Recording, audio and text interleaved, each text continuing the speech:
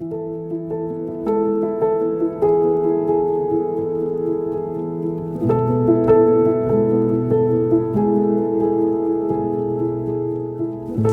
delighted to introduce you to Grayson Perry's The Vanity of Small Differences, one of the amazing exhibitions we have here at the Arts Council collection. This exhibition consists of 6 large tapestries which tell the story of Tim Rakewell as he traverses class boundaries. He starts off in a working class household, and as he moves through middle class and upper class, you get to understand his experience, see the people he meets, and encounter some of the objects that point to his class status. Some of you may remember the 2012 TV series All in the Best Possible Taste, where Grayson travelled the length and breadth of the country, talking to people about their tastes and understanding of class in modern Britain. He wanted to meet people, he wanted to talk to them, he wanted to take pictures of the objects, the insides of their houses, and he took all this material and he put it together into these tapestry designs. It's an interesting exploration of taste and class. He talks about the tribal nature of class in Britain today, and those tribes have objects, they have things to wear, they have things to own, and it's those things that help us to understand where we might sit in relation to other people. But Grayson is also poking fun at us because these objects are essentially very vain. They are the vanities of small differences. They're not big differences, but we use them to set ourselves apart from somebody else. For somebody who works in art galleries, who has worked with art all of my life, I love seeing people really drink them in and really take their time. And then when you see people in his spaces, you see them identify with it because he's showing you, he's showing you lots of elements of British life that you can identify with them because they're part of us. Every year we continue to support British artists by buying their artwork. As part of the Arts Council collection, Grayson Perry's tapestries will go on delighting people for generations to come. And these tapestries will stay part of a national collection. We'll care for them, we'll look after them, we'll protect them. And in hundreds of years to come, people will be looking at these tapestries to understand what life was like in Britain in the 2000s. Grayson's going to tell you more about these tapestries in the following short film. The Adoration of the Cage Fighters. The scene is Tim's great-grandmother's front room. The infant Tim reaches for his mother's smartphone, his rival for her attention. She is dressed up, ready for a night out with her 4 friends, who have perhaps already been on the pre-lash. 2 mixed martial arts enthusiasts present icons of tribal identity to the infant. A Sunderland AFC football shirt and a miner's lamp. In the manner of early Christian painting, Tim appears a second time in the work, on the stairs, as a 4-year-old, facing another evening alone in front of the screen. Although this series of images developed very organically, with little consistent method, the religious reference was here from the start.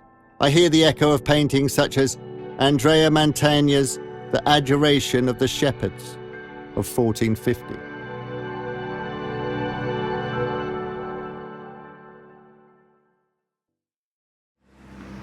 The Agony in the Car Park.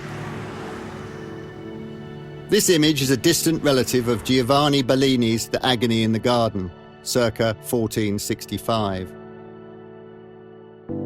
The scene is a hill outside Sunderland, in the distance the Stadium of Light. The central figure, Tim's stepfather, a club singer, hints at Matthias Grunwald's Isenheim altarpiece. A childlike shipyard crane stands in for the crucifix, with Tim's mother as Mary, once again in the throes of an earthly passion. Tim, in grammar school uniform, blocks his ears, squirming in embarrassment. A computer magazine sticks out of his bag, betraying his early enthusiasm for software. To the left, a younger Tim plays happily with his step-grandfather outside his pigeon cree on the allotments. To the right, young men with their customised cars gather in the car park of Heppy's Social Club. Mrs. T and a call centre manager await a new recruit into the middle class.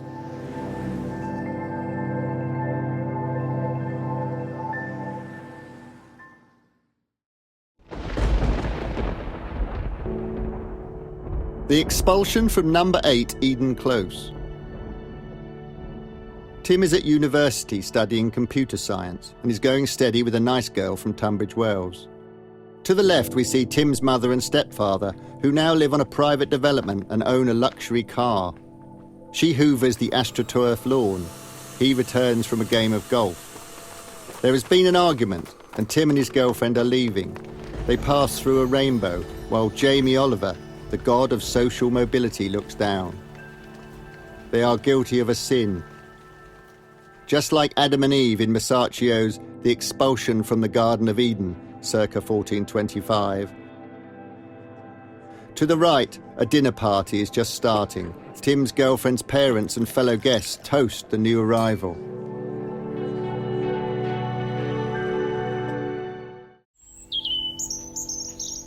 The Annunciation of the Virgin Deal.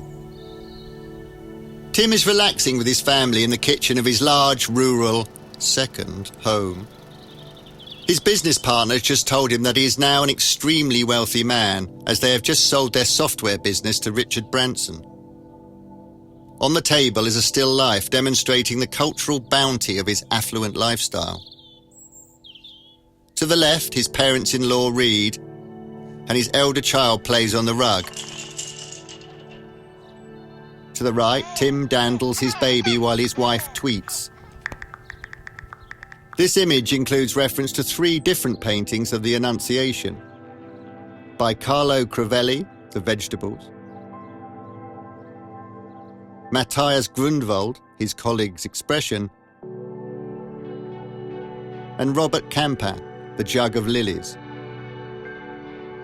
The convex mirror and discarded shoes are reminders of that great pictorial display of wealth and status, the Arnolfini portrait of 1434 by Jan van Eyck.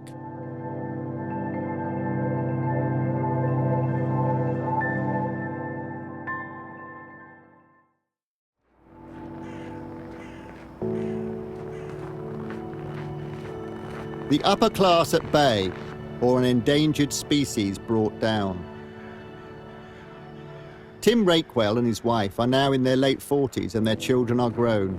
They stroll like Mr. and Mrs. Andrews in Thomas Gainsborough's famous portrait of the landed gentry in the grounds of their mansion in the Cotswolds. They are new money. They can never become upper class in their lifetime. In the light of a sunset, they watch the old aristocratic stag with its tattered tweed hide being hunted down by the dogs of tax, social change, upkeep, and fuel bills. The old landowning breed is dying out. Tim has his own problems. As a fat cat, he has attracted the ire of an Occupy-style protest movement who camp outside his house. The protester silhouetted between the stag's antlers refers to paintings of the vision of St. Hubert, who converted on seeing a vision of a crucifix above the head of a stag.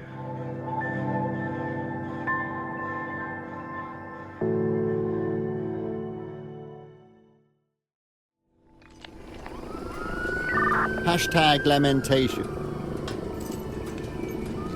The scene is the aftermath of a car accident at an intersection near a retail park.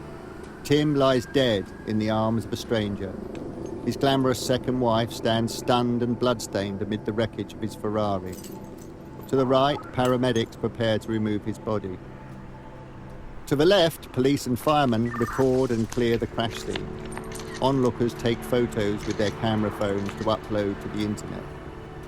His dog lays dead. The contents of his wife's expensive handbag spill out over a copy of Hello magazine that features her and Tim on the cover.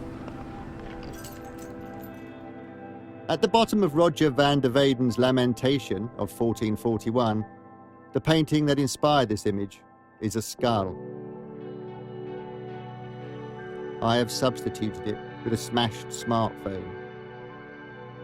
This scene also echoes the final painting of Hogarth's A Rake's Progress, where Tim Rakewell dies naked in the madhouse.